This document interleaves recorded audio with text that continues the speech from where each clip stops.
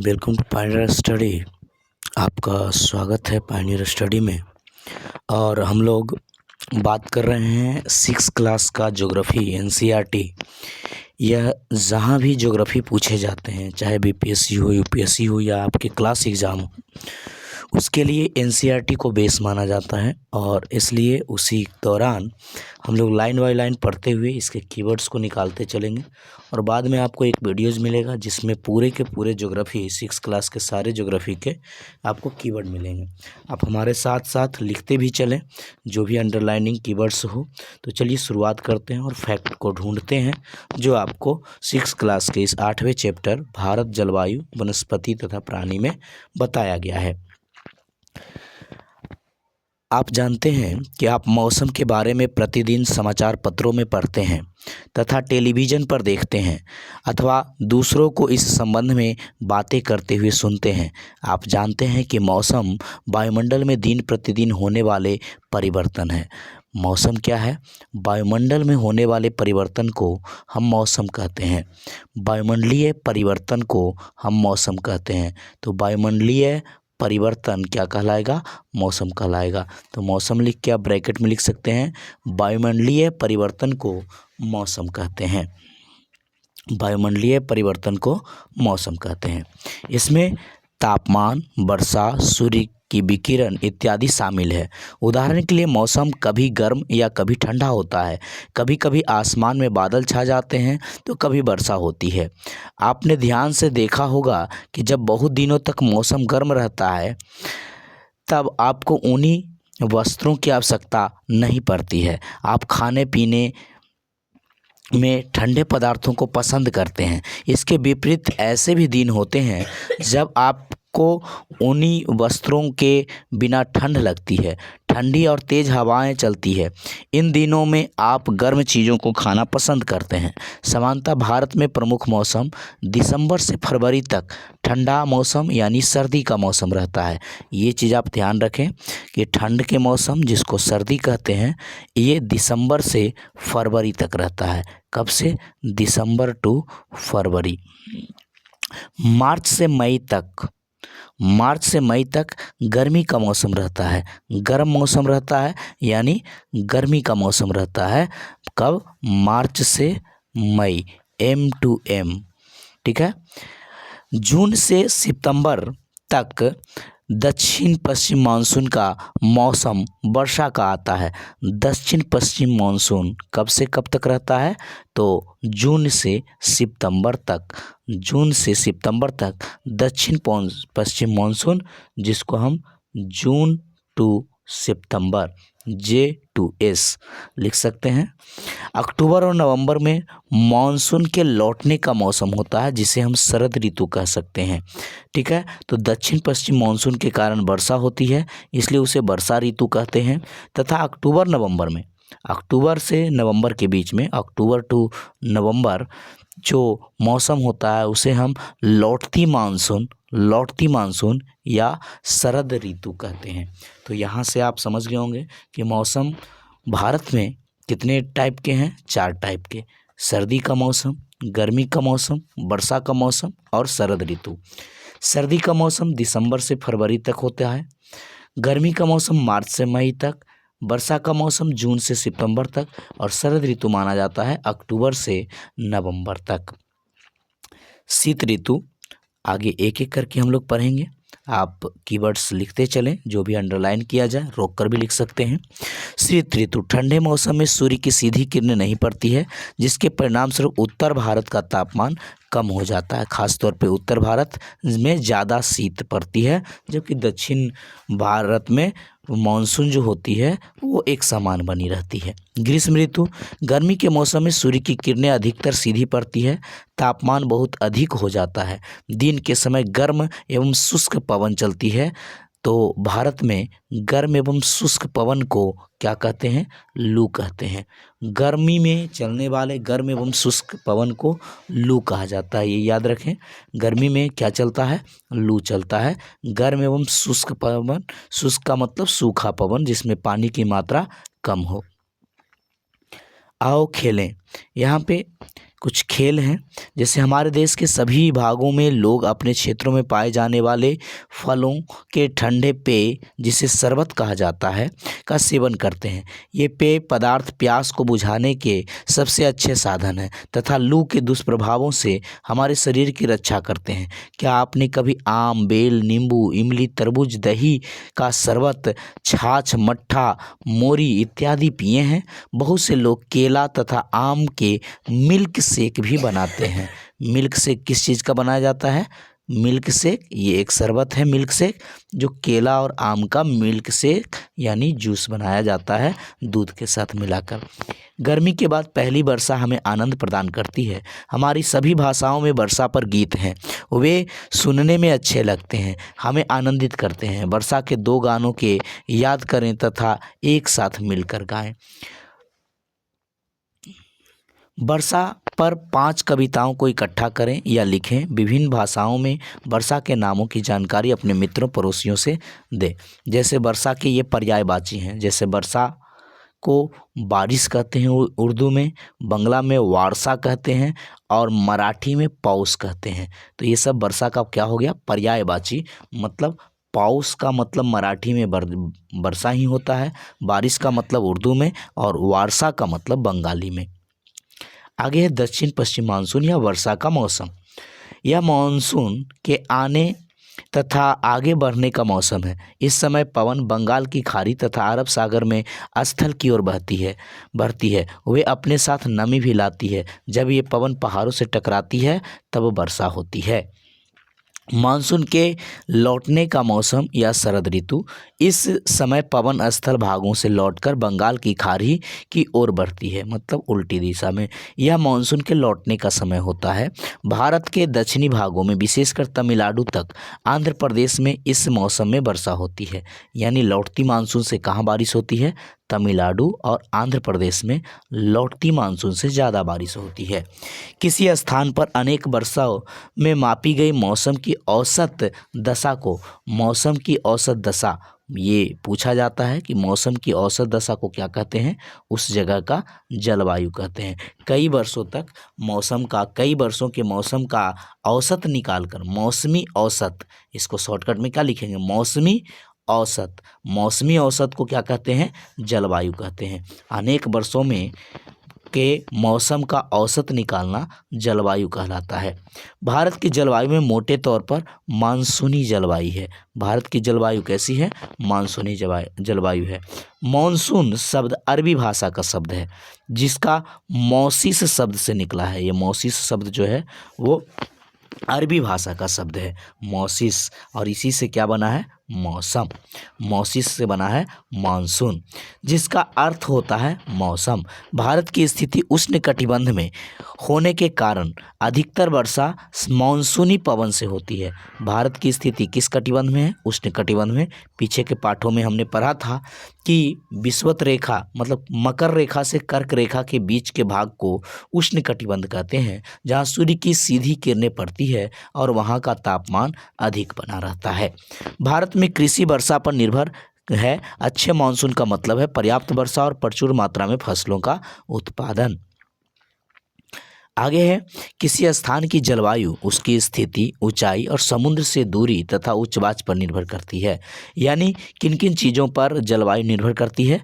तो वो उसकी स्थिति क्या है, समुद्र तल से ऊंचाई क्या है और समुद्र से उसकी दूरी कितनी है तथा उसकी ऊंचाई उच्चवाच पर निर्भर करती है। किन किन चीज़ों पे जलवायु निर्भर करती है? उस जगह की स्थिति, ऊंचाई, समुद्र से दूरी और उच्चवाच पर निर्भर करती है। इसलिए हमें भारत की जलवायु में क्षेत्रीय विभिन्नता का अनुभव होता है। राजस्थान में मरुस्थल में स्थित जैसलमेर तथा बीकानेर बहुत गर्म स्थान है, जबकि लद्दाख के द्रास एवं कारगिल में बर्फीले ठंड है। ठीक है। तटीय क्षेत्र जैसे मुंबई तथा कोलकाता की जलवायु मध्यम है, वे ना ही अधिक गर्म है और ना ही अधिक ठंड है। समुद्र तट पर होने के कारण ये स्थान बहुत अधिक आर्द्र है। विश्व में सबसे अधिक वर्षा मेघालय के, ये पूछा जाता है कि मौसिन राम में विश्व में सबसे ज़्यादा अधिक वर्षा ये कहाँ है, किस राज्य में है? मेघालय में है, जहाँ सर्वाधिक वर्षा होती है। कहाँ? मौसिन राम में। जबकि किसी वर्ष राजस्थान के जैसलमेर में भी वर्षा देखने को मिलती है और किसी किसी वर्ष जैसलमेर में वर्षा नहीं होती है। अब यहाँ पे कुछ झाड़ियाँ मतलब भूमि पे प्राकृतिक वनस्पति हैं, इस फिगर को समझ लें। भूमि की परत से जो झाड़ियाँ होती है वो 1.5 मीटर तक होती है या ज़्यादा से ज़्यादा मैक्सिमम 5 मीटर झाड़ी वाली परत होती है। वहीं अगर देखें तरुण वृक्ष, जो तरुण वृक्ष होता है, जो कुछ युवा वृक्ष होते हैं, उसकी लंबाई 20 मीटर तक जाती है और जो वितांत होते हैं, वितांत वनस्पति होते हैं, उसकी लंबाई 40 मीटर तक जाती है और उद्गामी परत जो होती है वो सर्वाधिक ऊंचाई वाले होते हैं, 60 मीटर तक के वृक्ष पाए जाते हैं। तो उद्गामी वनस्पति 60 मीटर, वितान वनस्पति 40 मीटर, तरुण वृक्ष 20 मीटर, झाड़ी वाले 5 मीटर के आसपास होते हैं। तो ये चीज़ आप ध्यान रखें, खासतौर पे वितांत की लंबाई 40 मीटर के लगभग होती है, तरुण वृक्षों की लंबाई 20 मीटर के लगभग होती है, उद्गम परत के तौर पे हम 60 मीटर की बात करेंगे। हम अपने चारों ओर तरफ विभिन्न प्रकार का पादप जीवन देखते हैं। हरे घास वाले मैदान में खेलना कितना अच्छा लगता है। कुछ पौधे छोटे होते हैं जिन्हें झाड़ी कहा जाता है, जैसे कैक्टस तथा फूलों वाली पौधे।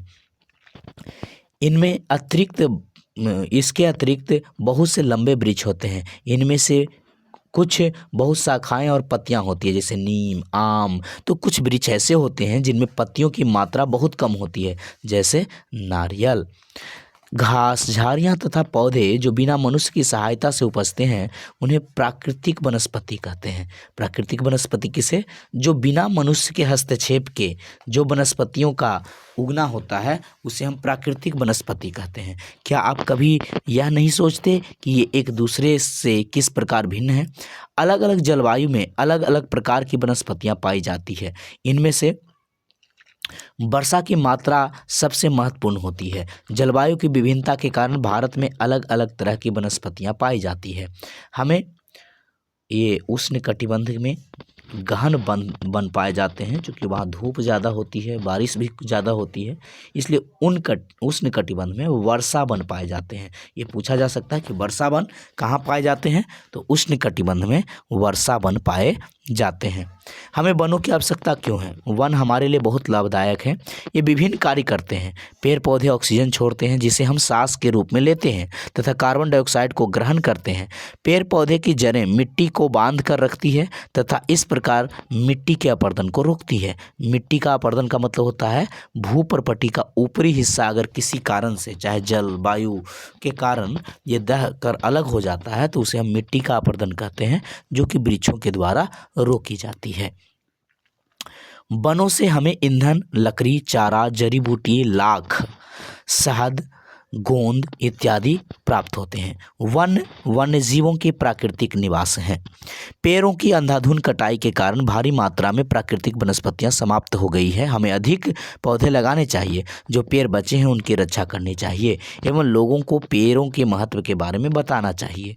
हम लोग कुछ खास आयोजन जैसे वन महोत्सव मनाकर, क्या करके, वन महोत्सव, जिस दिन हम पेड़ लगाएं उसके अधिक से अधिक लोगों को इस प्रयास में शामिल करें तथा पृथ्वी को हरा भरा रख सकें।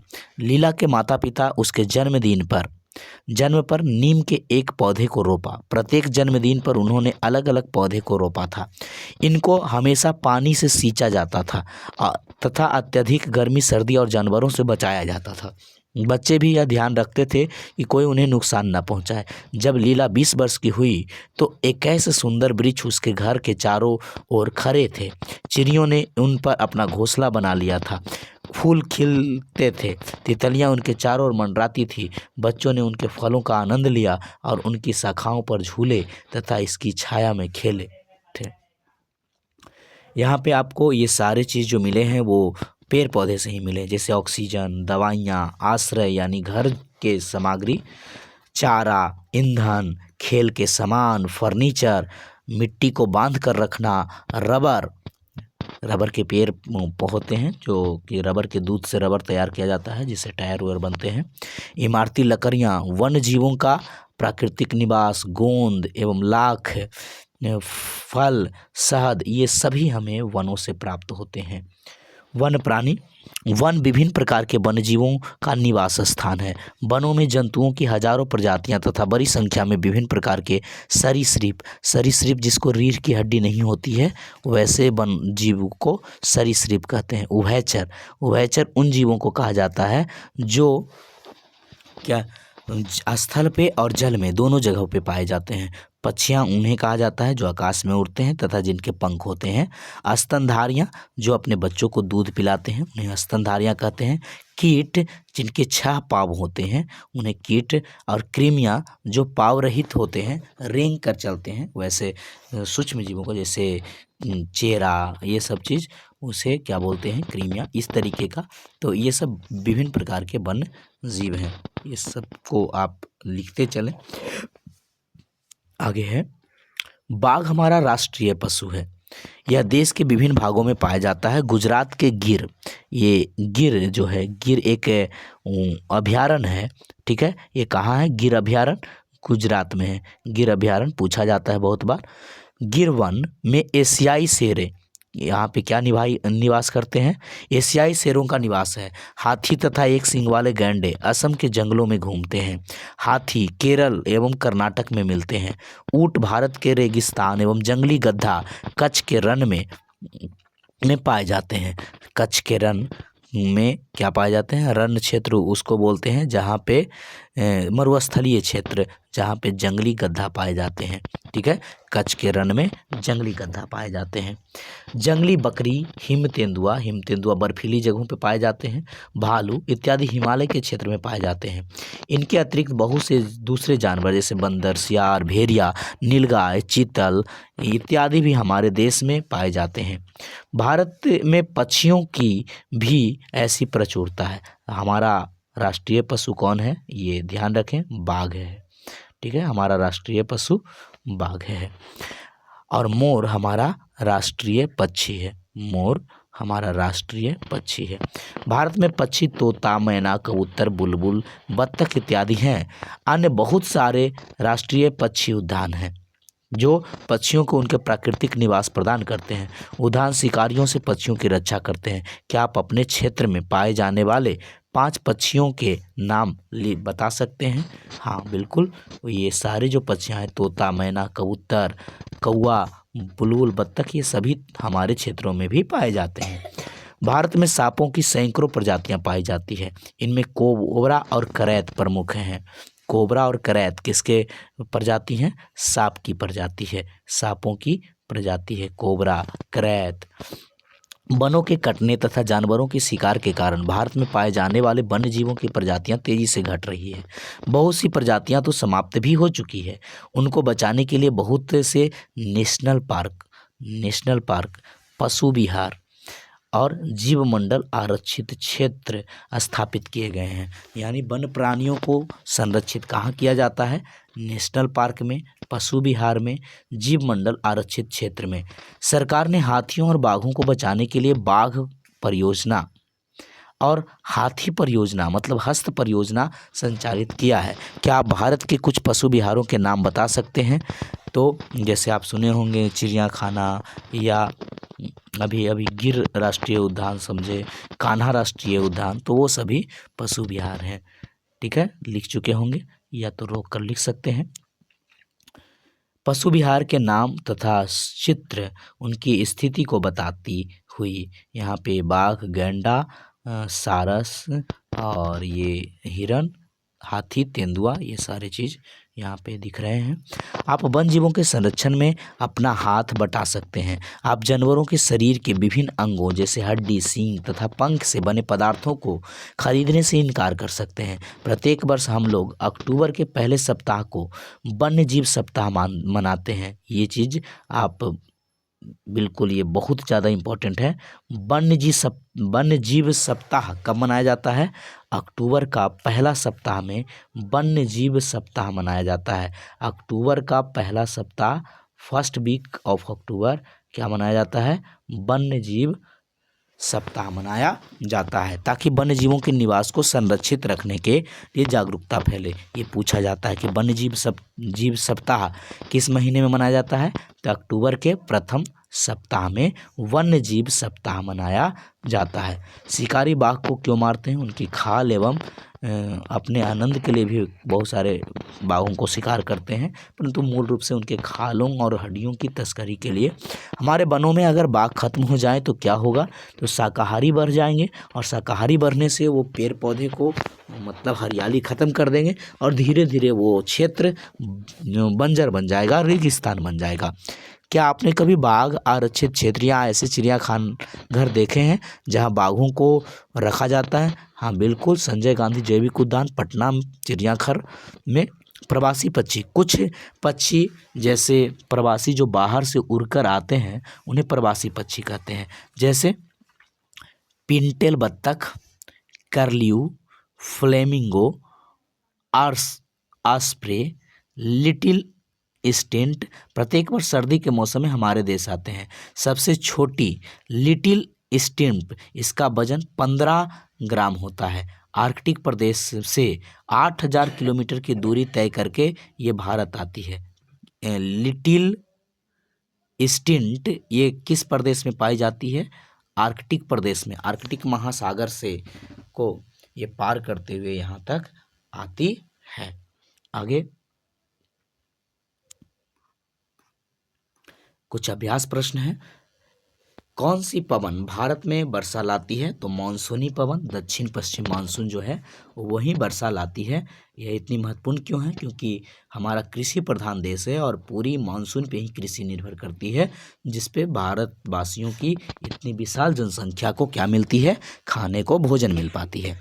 भारत के विभिन्न मौसम के नाम बताइए। भारत में मूल रूप से सर्दी, गर्मी, वर्षा और शरद ऋतु 4 ऋतुएं हैं। प्राकृतिक वनस्पति क्या है? जो बिना मानवीय हस्तक्षेप के जो पेड़ पौधे का वृद्धि होता है उसे हम क्या कहते हैं? प्राकृतिक वनस्पति कहते हैं। विश्व में सबसे अधिक वर्षा वाला क्षेत्र कौन सा है? मौसिनराम, जो कि मेघालय राज्य में पड़ता है। आगे है जंगली बकरी तथा हिम तेंदुए कहाँ पाए जाते हैं? वो हिमालयी क्षेत्र में पाए जाते हैं। दक्षिण पश्चिम मानसून के समय आर्द्र पवनें कहाँ बहती है? तो दक्षिण पश्चिम मानसून के समय ये समुद्र इलाके में आर्द्र पवनें बहती है, समुद्र से स्थल की ओर। आगे है खाली स्थान को भरें।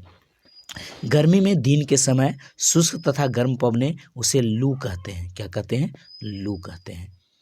ठीक है।